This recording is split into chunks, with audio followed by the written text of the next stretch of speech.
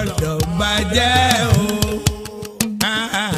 Kò gbọ́dọ̀ bàjẹ́ o.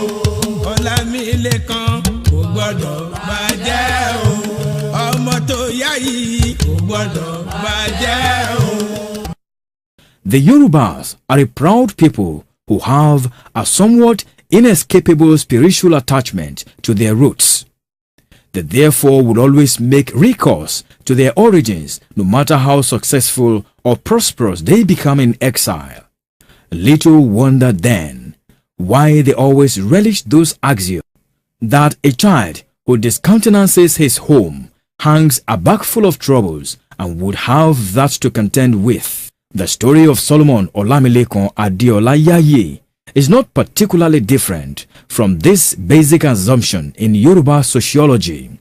It is a simple history of human migration, tribal settlement, and family relocation from the original homestead to a new settlement where the family tree was planted and nurtured to its present status. Gẹ́gẹ́ bí a ṣe gbọ́ nínú ìtàn, Ọ̀yọ́ láti wá sí Ṣàgámbí. Ẹni tó tẹ Ìṣàgàdó ní Adéyẹmí. Orúkọ àrìnjẹ́ ní ọba Ṣẹ́rù, iṣẹ́ òru ò ṣe fi rán ọmọ ẹni. Ọba iṣẹ́ òru ò ṣe fi rán ọmọ ẹni. Adéyẹmí ọba Ṣẹ́rù òun ló tẹ Ìṣàgàdó. Ó jẹ́ ọdẹ hánrán àtòníṣègùn. 1750 ni ó ti dé Ìṣàgámbí. Ìṣàgá orílẹ̀ ní orírun wa. Ìgbà tí ogun Dàhọ̀mí dé tó wá jà Ìṣàgá orílẹ̀ ní 1862. Ogun yẹn le gidi tó jẹ́ pé gbogbo ìlú Ìṣàgá ni wọ́n bá jà lóru tó do oníkálùkù méré láti wábi tí ó máa lọ kí wọ́n má bàa pa. Àwọn ọmọ ìyá mẹ́ta Ọ̀lẹ̀gẹ́, Àkànní, Àtàkínọlá láti ilé Oníbàtà ní Ṣàgá, ẹlẹ́mọ Oníbàtà ní Ṣàgá orílẹ̀ ní gbogbo wọn ṣe du ní wọ́n sáré wá sí ìsàlẹ̀ odò báyìí. Wọ́n dé ìlú Ìlaró, wọ́n dúró sí ibi táwọn Ṣàgá pé sí. Ibẹ̀ ni wọ́n ń pè ní àgọ́ Ṣàgá ní Ìlaró. Central ìlú Ìlaró ni àgọ́ Ṣàgá jẹ́ níbí. Nígbà tó yá wọ́n bá tẹ̀síwájú ni wọ́n dé ìlú tá à ń pè ní Páhàyí, just about a kilometre sí Ìlaró. Wọ́n débẹ̀, wọ́n dé gbà wá dáadáa tó jẹ́ pé ọkàn wa balẹ̀, wọ́n fún wa nílẹ̀ láti máa roko. À ń ṣiṣẹ́ oko ríro, a dẹ̀ ń lùlù bàtà. The arrival of a new baby on August 10, 1969 to the family of Mr. Ayinde Abdul-Gafar Adeola Ogunleye and Madam Abeniola Sumbo Ogunleye (nee Akinola) at the Lagos Island Maternity Hospital was greeted with the usual jubilation and celebration that normally heralds the birth of a new child, especially in Yoruba customs and tradition. Little did anyone know that the newborn child will be among the movers and shakers of political activities in our nation today. As a child destined to be a solution to people's problems and aspirations, the newborn was the fourth child of Mr. and Mrs. Adeola Ogunleye. The little boy is today the senator representing the largest senatorial district in Nigeria, the Lagos West, traversing 10 local government areas, 37 LCDAs, of over 13 million people. His father, Ayinde Abdul-Gafar Adeola Ogunleye, hailed from Ago-Ishaga, Páhàyí, from the popular Agboile Elemo Onibata Ìlaró, Yewa South local government area of Ogun State. He was the grandson of Ogundimu Shogoloni and great-grandson of Olege, who was among the early settlers. Senator Olamilekan Adeola ó jẹ́ ọ̀rẹ́ mi tá a ti mọ̀ra láti bí ogún ọdún sẹ́yìn jù bẹ́ẹ̀ lọ. A jọ parí ATS 1, a jọ parí ATS 2, a jọ ṣe induction papọ̀. Nínú àwọn ìrìnàjò wa bí ẹ̀mélòó tí mo ti bá lọ sí ilé lọ́dọ̀ màmá ní Àlímọ̀ṣọ́, màmá jẹ́ kí n mọ̀ wípé Ìṣàgá àti Ìlárò ní orísun àwọn. Èyí jẹ́ kí n fi mọ̀ ń gbé láti gbà yẹn pé ẹ̀gbájọ kan náà ni wá, ọmọ Yorùbá kan náà ni wá pẹ̀lú Lékan. Ìgbéyàwó tí mo ṣe ní December 25 year 2000, Lékan ló jẹ́ amúgbálẹ́gbẹ̀ẹ́ mi. Àwọn evidence ẹ̀ wà gẹ́gẹ́ bá ṣe ń sọ yìí tẹ́lẹ̀ fi hàn àwọn èèyàn pé kì í ṣe pé a ṣe ìpàdé ní òní. Àwọn baba ńlá bàbá wọn pé agboolé ẹlẹ́mọ ni. Baba ńlá wọn yẹn Ọ̀lẹ̀gẹ́ ló bí Ògúdìmú.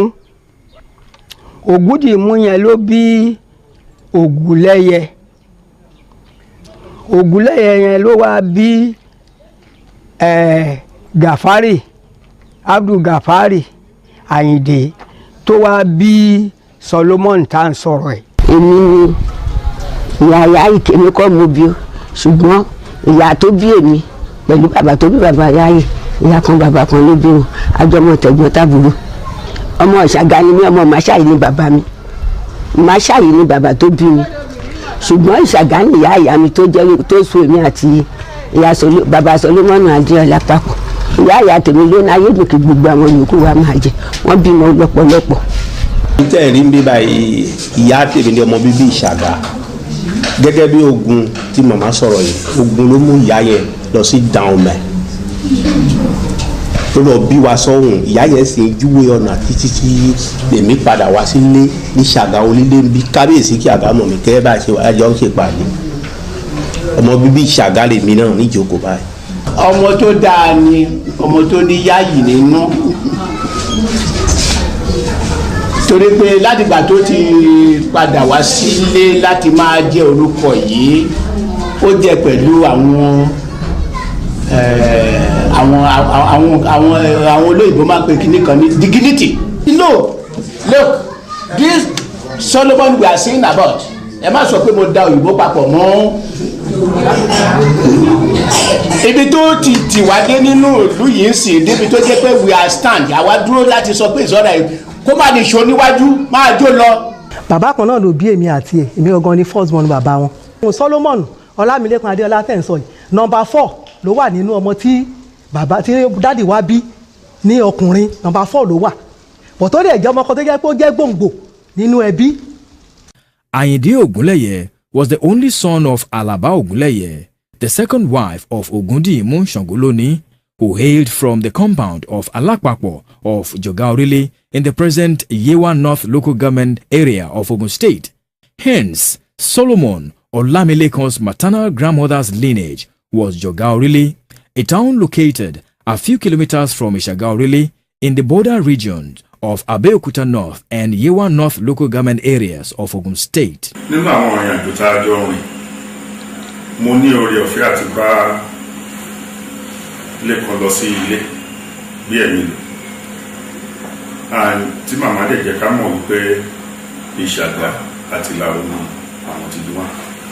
Nínú ẹ̀ náà la tún fìdí ẹ̀ múlẹ̀ pé wọ́n tan mọ́ ilé Alápapọ̀ níjọba orílẹ̀. Ní gbogbo nǹkan tí ẹ̀ dá mi lójú yẹn dá mi lójú dọ́ba. Àwọn àgbààgbà sì wà ń bẹ̀rù bí mo ṣe ń sọ yìí,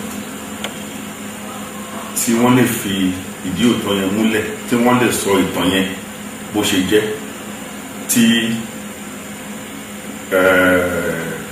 ọ̀rẹ́ wa tó fi tàn mọ́ ìlú ìjọba orílẹ̀. Madam Abeni Olasunbo Oluwaseun, Solomon Olamilekan's mother, came from a family that was active and prominently known among Egbe Alaro cloth dealer in the famous Itoku market. Her grandparent and parent, Nofiu Odu and Julius Akinola Shodipo, respectively hailed from Itoku, Kinta, in the present-day Abeokuta South local government area of Ogun State. Their family quarter, located at Baye Lane, Kinta, has the benefit of producing some prominent Egba politicians like Chief Wahab Aileru and Honorable Fola Omidiji. kó ń sọ lẹ́kọ̀ọ́ lọ́dọ̀ bàbá wa tí wọ́n jókòó yìí bàbá sọ wá sílé ìwé kò mú ọkùnrin méjì wá lérí àfi Àyìndé Ọ̀tẹ́kò là ń pè Ògúnlẹ̀yẹ tó jẹ́ bàbá àwọn Solomon wọ́n rèé wọ́n bá fẹ́ra wọn. Solomon Ọlámilékan ni àbúrò mi tó tẹ̀lé mi àwọn màámi àti bàbá mi tí wọ́n jókòó yìí àwọn ni ẹbí ìyá wa Àbẹ̀ní Adéọlá Akínọlá. Aṣù ní abúlé bàbá wa bàbá ìyá wa. wọ́n bá ní ta ni wọ́n bí lé Àbẹ̀ní ọmọ Akínọlá èmi tí wọ́n bí lé ní lójókòó yìí. pé wọ́n bíyàn léèyàn ìdí ni wọ́n bí lé Àbẹ̀ní. àdúpẹ́ lọ́wọ́ Ọlọ́run wípé ògo tó lọ ó padà bọ̀ sínú ilé láti ọwọ́ Àbẹ̀ní ọmọ Akínọlá. torí pé àwọn tó bí Àbẹ̀ní ní ọkùnrin tó jẹ́ bàbá olóṣèlú gidi hàn ni wọ́n. Ọlámilékan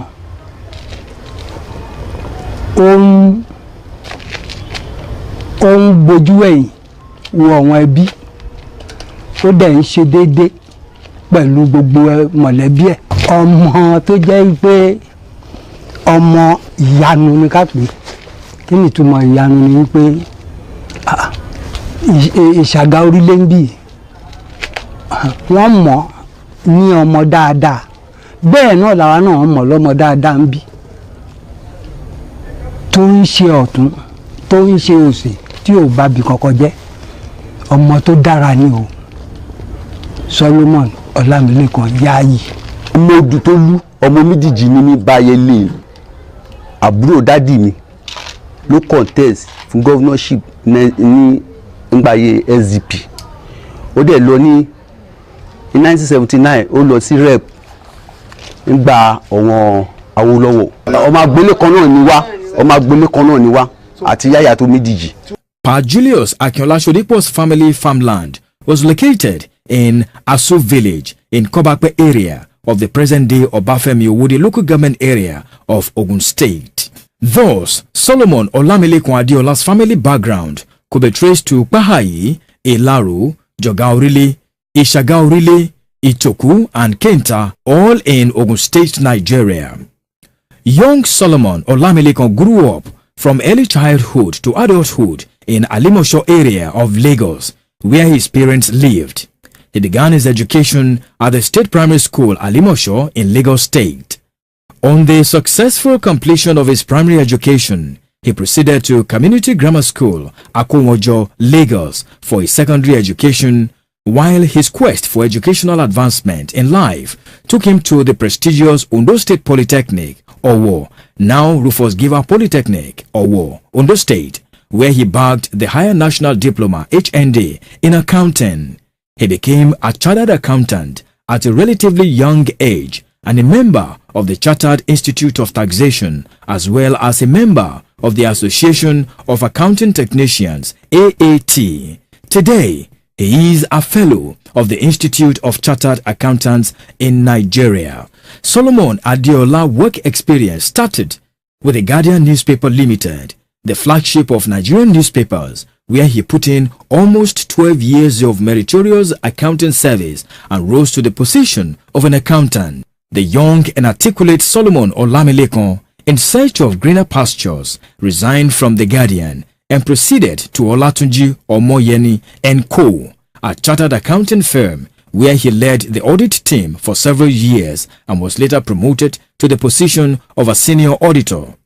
Having cut his teeth in the accounting profession through education and dedicated practice, Solomon Adeola later established his own company, Sutem Nigeria Limited.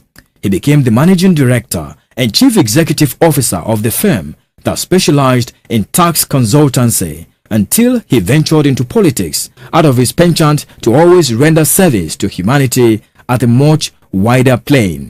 Following his decision to join active politics, Senator Adeola pitched his tent with the progressive arm of Nigerian politics by joining the then Social Democratic Party (SDP).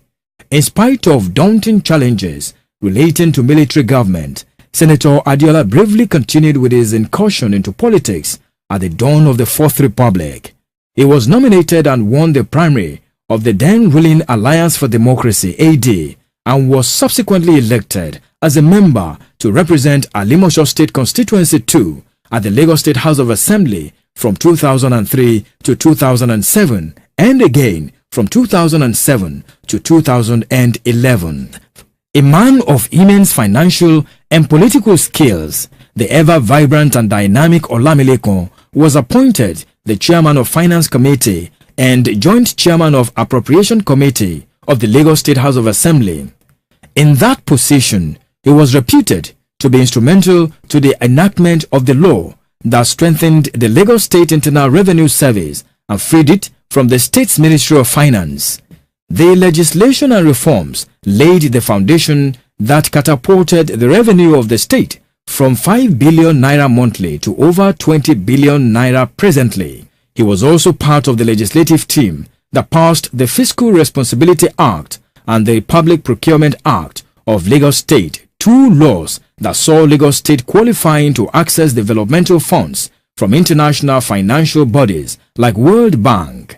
Honorable Solomon Adiola Yayi was nominated and elected to represent Alimosho Federal Constituency at the House of Representatives of the National Assembly in 2011.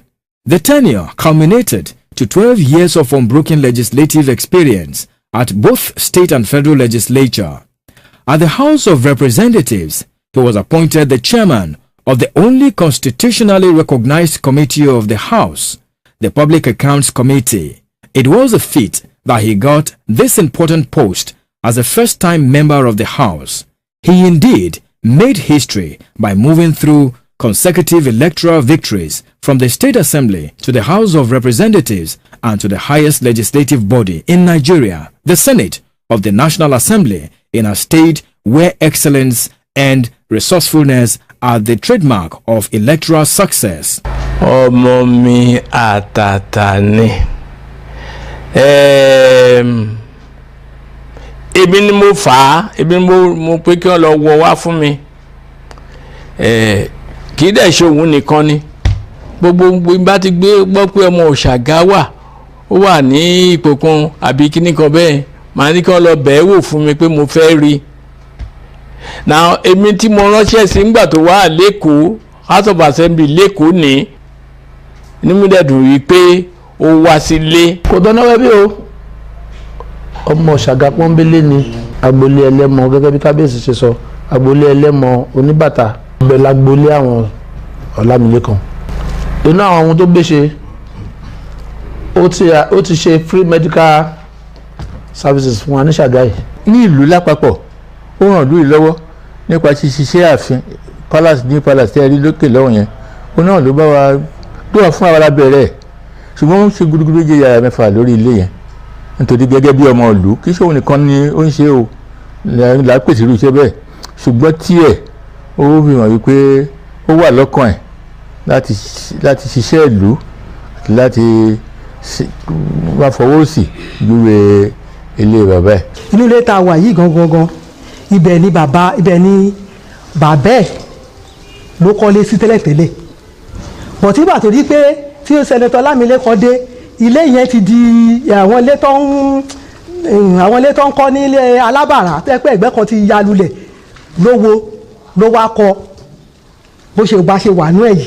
Lẹ́yìn ìgbà yẹn ní Ìjọ̀gá nílùú ìyá bàbá ẹ̀ ó kọ́lé síbẹ̀ náà ní Páàyì náà ànílé ní Páàyì náà ó dẹ̀ kọ́lé sí Páàyì yẹn náà so kò sí gbogbo ọ̀nà kọ́nà tí kì í ṣe pé ó jẹ́ ọmọ bíbí Ogun State ó jẹ́ ọmọ bíbí Yewa. That Solomon grew up and represented Alimosho and Lagos West in varying capacities was not by accident but by the divine calling of the Almighty, who had given him the grace and the responsibility of representing his own people in a foreign land from where he had been adequately equipped to come back home to fulfill the age-long aspiration of his people. Coincidentally, the area he represents in Lagos State has a preponderance of his Yewa people and Aworis as citizens, as well as other sections of Ogun State. Historically, the present Alimosho local government where Senator Adeola Yaye was born, bred and nurtured, was originally populated by the Shaga Yewa people, while the Lagos West he is representing today at the Senate of the Federal Republic has well over 15 Ishaga and other Yewa settlements as the original inhabitants. It is evident that his parents lived among their people and Solomon grew up in their midst. Hence, his representation in the area was home-serving. His story is a distinctive narration of a hard-working, illustrious son has decided to return home with all the goodwill and resources for the benefit of humanity. Senator Adeola, a dedicated Christian, is a believer in religious freedom for both Christians and adherents of Islamic faith. The great philanthropist is happily married to his heartthrob, Mrs. Temitope Adeola, and the union is blessed with children. Dear fellow citizens of Ogun State, we present to you a man of honor and candor, a man who has seen it all, a man who has been a progressive all his life, a man of experience and valor, a Trojan in the highly combustible political minefield, tested and trusted, a financial guru, an accomplished accountant, an expert in revenue engineering, a philanthropist par excellence, a palpable force. Oríṣiríṣi ọjà ni wọ́n máa rà sẹ́ni tí wọ́n bá mọ̀ pé ó jẹ́ ọmọ gan, ọmọ sàn, ọmọ tó tóbi. Wọ́n á ra oríṣiríṣi ọjà sínú gbáfù kí a lè dùn padà. Onírú ọjà tí wọ́n rà yẹ kí sọmọ wa ni kí àmọ́ tí wọ́n bá ti rí pé ẹnìyàwó wọn kàn ń sọ̀rọ̀ yìí wọ́n kàn ń lọ ní kò tí ẹ dá wọn lò. Wọ́n máa padà gbogbo àwọn òní kò rí bẹ́ẹ̀ náà ni máa padà sọ pé bẹ́ẹ̀ ni ọmọ wa gangan ọmọ bíbí wa gangan ọmọ ilẹ̀ iye wa ní Sọló ni wọ́n ń pè é Solomoni àyẹ̀sí ní Solomoni ọmọ bíbí ilẹ̀ iye wa ní Sọló Ọlámilékan.